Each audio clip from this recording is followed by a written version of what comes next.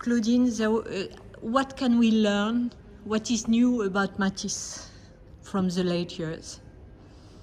I think it's a really new Matisse that we will be able to see at the Grand Palais just right now, with this huge collection, this huge exhibition made by the Centre Pompidou and Grand Palais. And what is new is that I think we didn't know Matisse can be so wide. I mean, that Matisse can be what we think.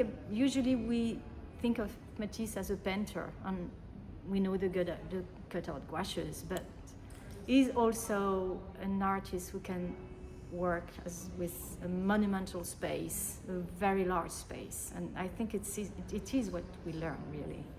Because he had a big surgery. Yes, he had a big surgery in 1941, and then he recovered. He was still very ill, not ill, but I mean, it was difficult for him to walk and stand up, but he can stand up. And then it was really, a period when he tried to. Every hour was important because every hour was a time when he can create and accomplish his work.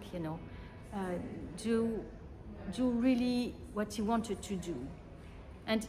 At the beginning, the doctors said he only had maybe 1 or 2 more years, and then he had 15 more years, 14 more years. It's a lot.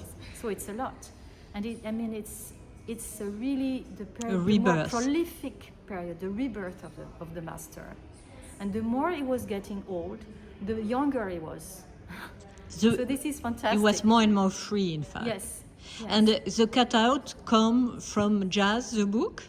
The idea of the cutout? Oh, the cutout, they came before, a little before, but the book is really the first time when the cutouts became really something with, he could really express himself totally.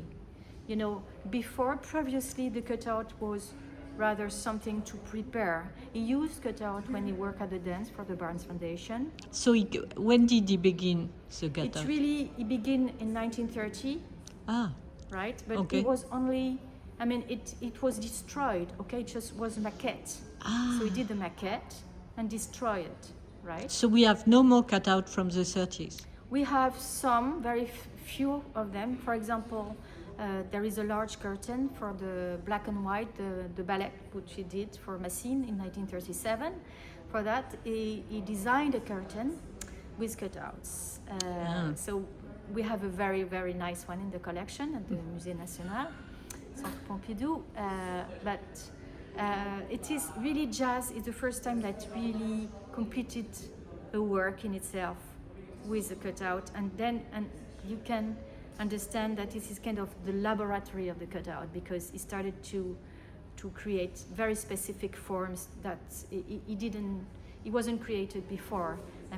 All these very aquatic, vocabulary, which is his memory from the travel he did in the South Seas in the 30s.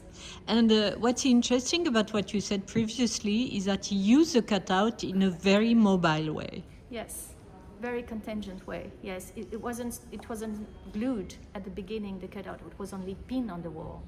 And so it changed all the time. Changed all the time. Yes, he had different ways of working. So he pinned. Who had pinned them on the wall with an assistant. He had an assistant, 2, 3, or 4 assistants with him. Women. Pretty women, most of the time, I must say. Okay. And they were also models. He was drawing with them, and so he had them putting them on the wall, and then if it's a small one, he was just working on a table and pinning, if it's a cover for a book or something like that, he was pinning them on his desk, and then at the end, it was glued, but only at the end. And no glass on it. no glass on it. until they sell it. No. So there was an idea of mobility. It was very mobile everywhere, and we have to imagine that they were. You have the form, but you have the counterform, right? Because when he was cutting the shape, He used also the counterform. of course, and he didn't. So, and the counterform is really something that you can't. It's just like an improvisation. I mean, and there is a very, very nice testimony from Françoise Gillot. Here we have a cutout which Matisse gave to Picasso, and Yes. Françoise was here just standing in between the two men. Yes. And she described the way he was cutting the paper. You know, the scissors, they were just like flying into the paper, right? Wow. Just like this, and the paper was turning in his hands like this, and then the counterform was falling on the wall, on the Floor. on the ground, yes. Yeah. And then someone was gathering all these shapes. He was putting them into a shelf or something and using it at some point.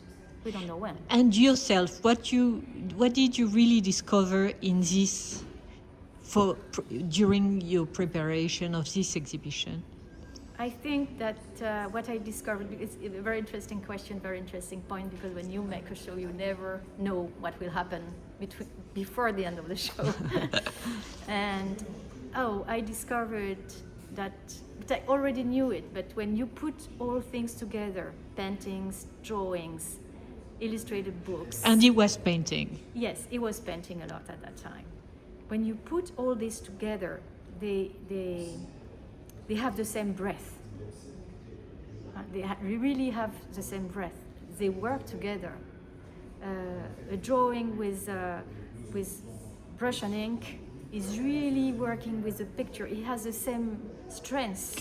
And does it? So that I was wow. Yeah. It's really. But until the end, he needs a model to make some work, to make a work. Yes, it's